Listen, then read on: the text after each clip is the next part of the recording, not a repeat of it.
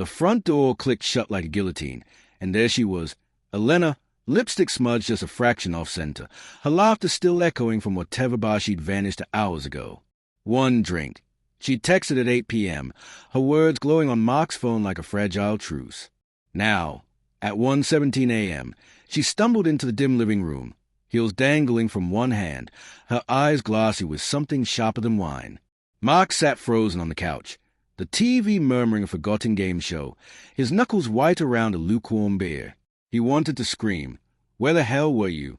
But the words lodged in his throat, choked by the fear that asking would shatter the vase of their 8-year marriage.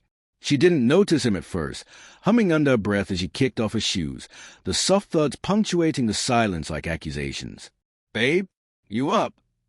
Her voice was hunted, slurred at the edges, but it carried that practiced casualness she perfected over months of late nights. Mark's heart hammered, a dull, insistent ache that had started as a whisper last spring, when her phone began buzzing at odd hours. "Work drinks," she'd say, "or girls' night." He nodded, forcing a smile that felt like cracking porcelain. "Yeah, couldn't sleep." She crossed to him, leaning down for a kiss that tasted of gin and mint gum, her perfume cloying, masking something earthier, unfamiliar. He pulled back first, searching her face for the woman who'd once whispered promises in the dark, not this stranger with shadows under her eyes. In bed, she curled against him, her breath evening out into sleep within minutes, while Mark lay staring at the ceiling cracks that mapped their home like fault lines. Suspicion gnawed at him, a rat in the walls of his mind. He'd ignored it before, brushed off the extra shift of the gallery, the way she'd linger over text with a secretive smile.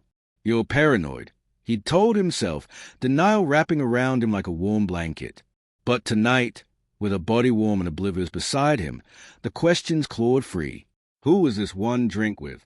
Why did her earrings, the silver hoops he'd bought her for their anniversary, sit crooked on the dresser, one backing missing?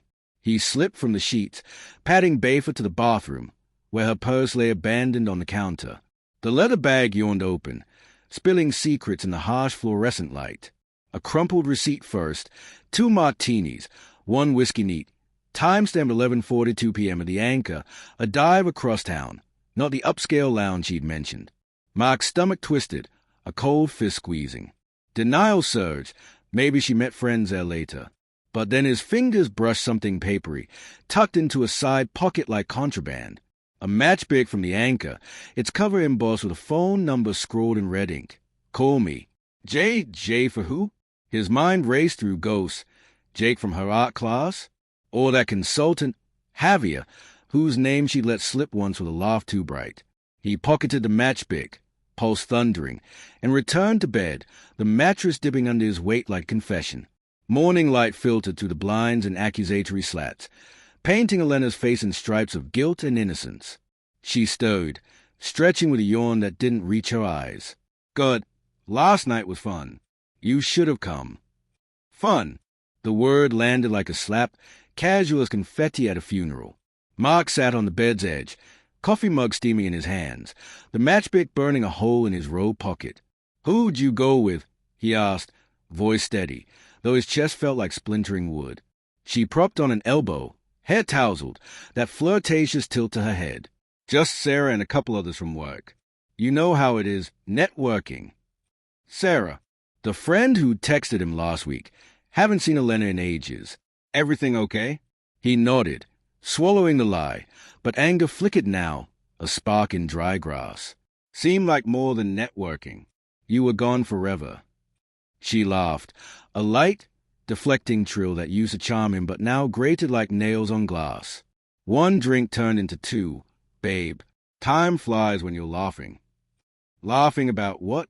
He imagined her at the bar, head thrown back, hand on some faceless man's arm, the intimacy they lost seeping into strangers. Over breakfast, burnt toast and her favorite jam. He probed gently, denial warring with the evidence stacking like bricks in his gut. That place, the Anchor, Sarah like it. Her fork paused midair, eyes flicking to her plate. A beat too long. "Oh, yeah. Divey, but authentic." Authentic. Like their vows? He excused himself to the garage, where tools hung in neat rows, a testament to the man he'd been before doubt hollowed him out. There, Amid the oil stains and half-finished shelves, the unraveling accelerated. His phone buzzed, a notification from the shared family tracker app they joke about installing for safety. Elena's dot had lingered at the anchor until 12:49 a.m., then veered not home, but to a residential street 3 miles away, 1427 Oakwood Lane. Heartbreak bloomed, hot and viscous, as he typed the address into maps. A modest bungalow, unremarkable, except for the name attached in public records. Javier Ruiz, marketing consultant, age 36. The pieces slotted together with a sickening click. The late meetings, the new laundry folded innocently in drawers, the way she'd stopped reaching for him in the night. Anger crested then, a tidal wave crashing over denial's frail dam. He stormed back inside, matchbit clutched like a grenade. "Who's Jay?" The word exploded into the kitchen, raw and ragged. Elena froze at the sink, sponge-dripping suds, her face draining to ash. "What?" He slapped the matchpick down, the red ink bleeding under his thumb. "Don't. Just tell me." Tears welled in her eyes, not remorse but cornered fury. "It's nothing, Mark. A stupid flirtation. He means nothing." Nothing. The word eviscerated him, carving out the trust they'd built brick by brick, night by night. "How long?" His voice cracked, a boy's plea. She sank into a chair, shoulders slumping. 3 months. I was lonely. You were always working, buried in your projects. Javier, he saw me. Saw her. The betrayal wasn't the act. It was a quiet erosion, the way she'd chosen escape over repair, lies over love. Trust collapsed in that moment, a house of cards in a hurricane, leaving Mark hollowed, adrift in their shared kitchen that suddenly smelled of strangers. He packed a bag in silence, her sobs a distant rain. On the counter, he left a note, simple, ink-steady despite the tremor in his soul. "I saw you too, Elena, but I deserved better than shadows. Goodbye." The door shut behind him, softer than her return the night before, but final as a grave. In the rear view, their home receded, a life unlived flickering like a dying bulb. Mark drove into the dawn, heartbreak's way to strange freedom, wondering if forgiveness was a myth or just a choice he could no longer make. Some endings whisper, and in their quiet, we learn to list.